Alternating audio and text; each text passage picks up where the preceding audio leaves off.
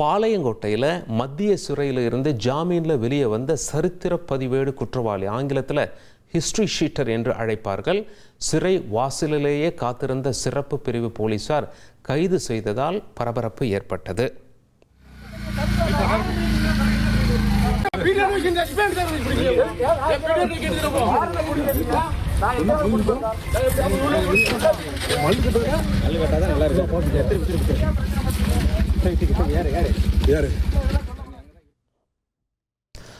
சிறையிலிருந்து வெளியே வந்த அவரை போலீசார் இருசக்கர வாகனத்தில் ஏற்றி அழைச்சிட்டு போனாங்க.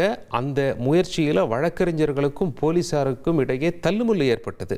இதில் காயமடைந்த ஒரு வழக்கறிஞர் மருத்துவமனையில் அனுமதிக்கப்பட்டார். இந்த சம்பவம் தொடர்பாக போலீசார் தொடர்ந்து விசாரணை நடத்தி வருகிறார்கள். இனி செல்லும் இடமெல்லாம் செய்தி.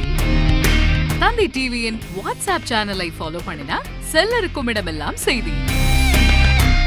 இதோ QR கோட் இப்பவே ஸ்கேன் பண்ணுங்க, ஃபாலோ பண்ணுங்க.